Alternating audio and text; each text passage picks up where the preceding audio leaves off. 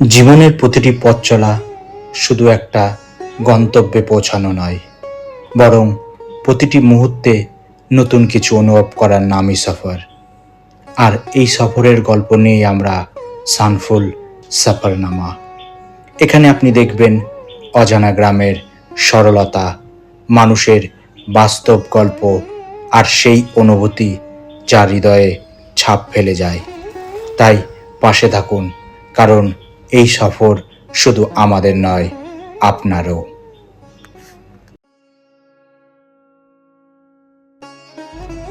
আমরা সম্প্রতি ঘুরতে গিয়েছিলাম পশ্চিমবঙ্গের এমন একটি গ্রাম, শহরের কোলাহল থেকে দূরে। এখানে যেন সময় একটু ধীরে চলে আর প্রকৃতি কথা বলে নীরবে।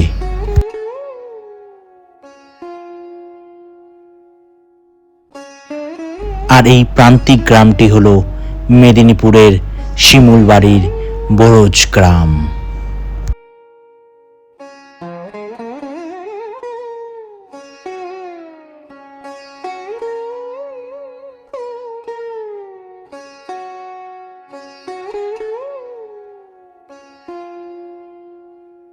রাস্তার দুধারে সবুজ সবুজ গাছ, আর তার মাঝ দিয়ে বয়ে চলেছে মৃদু হাওয়া।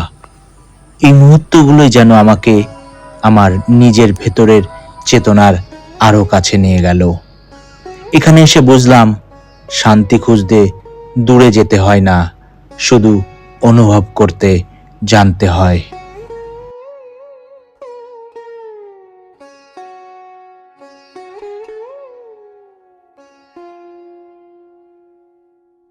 এই সফরের সবচেয়ে বিশেষ মুহূর্ত ছিল একটি শতাব্দী প্রাচীন মাটির ঘরের সামনে দাঁড়ানো। এই ঘর শুধু একটা নির্মাণ নয়, এটা সময়ের সাক্ষী।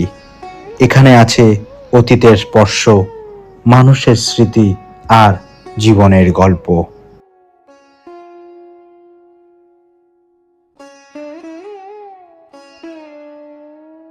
এই মুহূর্তে আমি দাঁড়িয়ে রয়েছি মেদিনীপুরের এক শতাব্দী প্রাচীন দোতলা বিশিষ্ট মাটির ঘরের সামনে।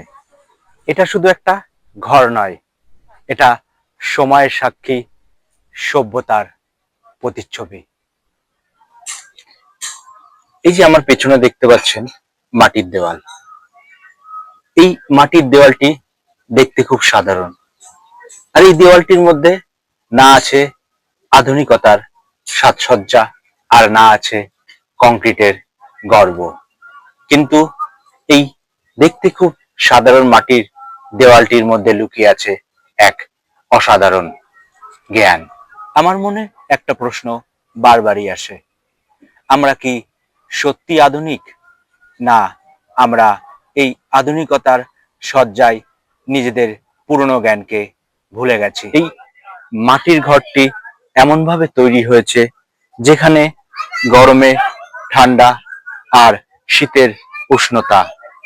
এই মাটির ঘরটি দেখলে বোঝা যায় পুরনো সভ্যতার মানুষগুলি কিভাবে প্রকৃতির সাথে সামঞ্জস্য রেখে নিজেদেরকে আধুনিক করেছিল। আজকের দিনে এয়ার কন্ডিশন ছাড়া থাকতে পারি না, কিন্তু সেই সময়কার মানুষ প্রকৃতির সাথে সামঞ্জস্য রেখে বাঁচতে শিখেছিল। এই ঘরটি আমাকে একটা জিনিস শিখিয়েছে, যে প্রযুক্তি মানে শুধুমাত্র আধুনিকতা নয়, প্রযুক্তি মানে অনুভব, বোঝা এবং প্রকৃতির সাথে সামঞ্জস্য রেখে জীবনকে এগিয়ে নিয়ে যাওয়া। কারণ প্রকৃতি এবং মানুষের কামনা দুটি যখন এক হবে এবং তার মাধ্যমে যে প্রকৃতির সাথে সামঞ্জস্য রেখে এক নতুন সংযোগ তৈরি হবে, তা পৃথিবীকে বিনাশের দিকে নিয়ে যাবে না, পৃথিবীকে ধ্বংসের দিকে নিয়ে যাবে না, পৃথিবীকে আরো সুন্দর করবে এবং সমস্ত প্রাণী জগৎকে বাঁচার উপকূল বাসস্থান তৈরি করে দেবে। আমাদের এই ভারতীয় সভ্যতা, এটা শুধু পুরনো নয়, এটা খুব গভীর।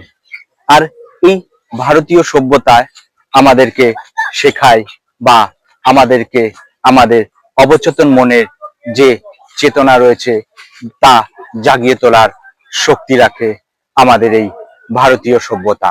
তাই আমাদের ভারতীয় সভ্যতা কোনোদিনই পুরনো ছিল না।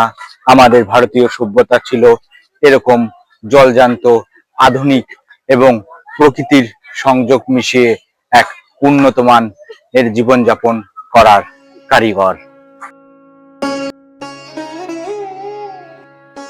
এই মাটির ঘরটা বাইরে থেকে দেখলে মনে হবে ভাঙা, পুরনো, সময়ের কাছে হেরে যাওয়া একটা কাঠামো, কিন্তু ভেতরে ঢুকলেই বোঝা যায় এটা একটা জীবনের শেষ আশ্রয়। একজন বৃদ্ধ মানুষ, প্রায় 85 বছর বয়স, যে বয়সে মানুষের দরকার হয় একটু নিরাপত্তা, একটু নিশ্চিন্তে ঘুম, সেই বয়সেই উনি লড়াই করছেন টিকে থাকার জন্য। দেওয়ালে ফাটল আছে, ছাদ চুয়ে জল পড়ে, তবুও এই ঘর ছেড়ে যাওয়ার উপায় নেই, কারণ না আছে সঞ্চয় আর না আছে সরকারি সহায়তা। উনি বলেন, শুনেছি বার্ধক্য ভাতা আছে, আবাসন আছে, কিন্তু আমার জীবনে কোনোদিনই কিছু এসে পৌঁছায়নি।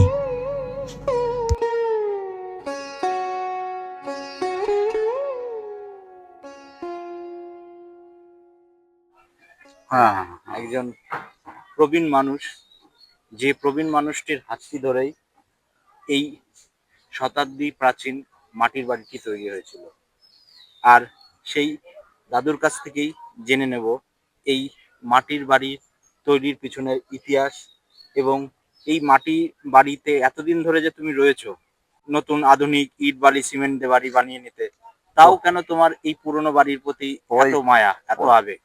পয়সাটা থাকলে তো নতুন বাড়ি হবে, পয়সা তো নেই না, অসুখ বিসুখ খরচা হয়ে যাচ্ছে। আচ্ছা। এখন নিজের শারীরিকও ভালো নয়। হ্যাঁ হ্যাঁ, হ্যাঁ। আর এটা যেমন সাজিয়ে সুজিয়ে রাখা হয়েছিল, এই চাল সারাতে যায় তো উঠতে যায়, পুড়ে গেছে চালের থেকে। আচ্ছা। এই থেকে 3,000 টাকা খরচা হয়ে গেল। হ্যাঁ। ওই নাকটাক ফেটে গেছে। আর দুঃখের বিষয় কি জানো তো, 85 বছর বয়স হতে গেলে বার্ধক্যভাতা পাইলাম। আচ্ছা। এই 6-7 বছর দরখাস্ত দিয়ে কত দরখাস্ত দিচ্ছি, আচ্ছা। এই হবে এই হবে, এই অঞ্চলের নাম্বার চলে আসছে, অমুক হয়েছে। আচ্ছা। হ্যাঁ, এ পর্যন্ত তার কোনো আচ্ছা। আমি কেন, আমার স্ত্রীও কেন পাই কেউই বার্ধক্য ভাতা এখনো পর্যন্ত না, না, পায়নি। না, না, না। তো সরকারের এই একটা দৃষ্টিভঙ্গিও এই বৃদ্ধ মানুষগুলোর হ্যাঁ, মুখে দেখলেন, ফুটে উঠলো। তো আমি প্রশাসনের কাছে আমার আবেদন থাকবে যে এই মানুষগুলো কেউ যেন তারা দেখে এবং সকলকে যেন সমান নজরে দেখে। তো আপনারা যেমন দেখলেন যে আজ থেকে প্রায় 50-60 বছরের পুরনো বাড়িটি তৈরি হয়েছে। তার সঙ্গে মনে রাখবেন এই যে অঞ্চলটি রয়েছে, এই অঞ্চলটি আধুনিক শহরের মতন এত উন্নত নয়। না। এখানে ঝড় ঝাপটা, বন্যা, বলতে পারেন যে প্রতি বছরে অতিথি আসার মতো বিষয়গুলো হয়ে দাঁড়ায়। হ্যাঁ, তারপরেও এই বাড়িটি এখনো পর্যন্ত এইভাবে সমন্বয়ে দাঁড়িয়ে আছে। এটা আধুনিকতা এবং বলতে পারেন সব থেকে যে আমাদের প্রাচীন যে স্থাপত্য, প্রাচীন যে ঘর তৈরি করার কৌশল, সেই কৌশলের একটা জলজান্ত নিদর্শন। এটাই কি আমাদের সমাজের চরম বাস্তবতা নয়, যেখানে প্রকল্পের কথা কাগজে আছে কিন্তু মানুষের জীবনে তার কোনো ছাপ নেই? আমরা শহরে বসে উন্নয়নের গল্প শুনি, কিন্তু গ্রামের এই ভাঙা ঘরগুলো কি সেই গল্পের অংশ? একটা প্রশ্ন আপনাদের জন্য, এই মানুষটি কি শুধু পরিসংখ্যানের বাইরে একটি নামহীন সংখ্যা, নাকি ওনারও অধিকার আছে সম্মানের সাথে বেঁচে থাকার?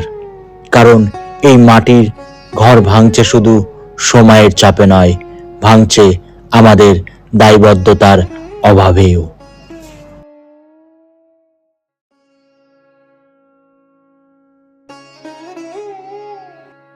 মেদিনীপুরের শিমুলবাড়ির বরজ গ্রাম। এই গ্রাম আমাকে অনেক কিছু দিয়েছে। এখানে এসে আমি পেয়েছি আত্মীয়তার আসল মানে। মাটির বারান্দায় বসে একসাথে খাওয়ার মধ্যে যে ভালোবাসা, তা শহরের ব্যস্ততায় কোথায় যেন হারিয়ে যায়। আমি পেয়েছি সরলতার আনন্দ, পুকুরে মাছ ধরা, ছোট ছোট হাসি, যেখানে জীবনের সুখ খুব সহজ, খুব স্বাভাবিক।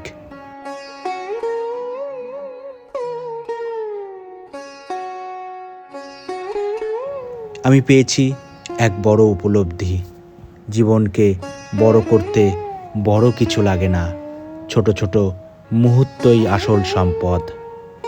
আর সবচেয়ে বড় যে জিনিসটা পেয়েছি সেটা হলো শান্তি। এখানে এসে বুঝেছি শান্তি পেতে লাগে না মন্দির, মসজিদ কিংবা গির্জা। যেখানে মন শান্তি পায় সেখানেই স্বর্গ। এই গ্রাম আমাকে শিখিয়েছে কিভাবে সহজ হয়ে বাঁচতে হয়, কিভাবে কম চাওয়ায় বেশি পাওয়া যায়। বরজ গ্রাম আমাকে শুধু কিছু দেয়নি, আমাকে নতুন করে ভাবতে শিখিয়েছে। ধন্যবাদ বরজ গ্রাম, আমাকে আবার মানুষ হতে শেখানোর জন্য।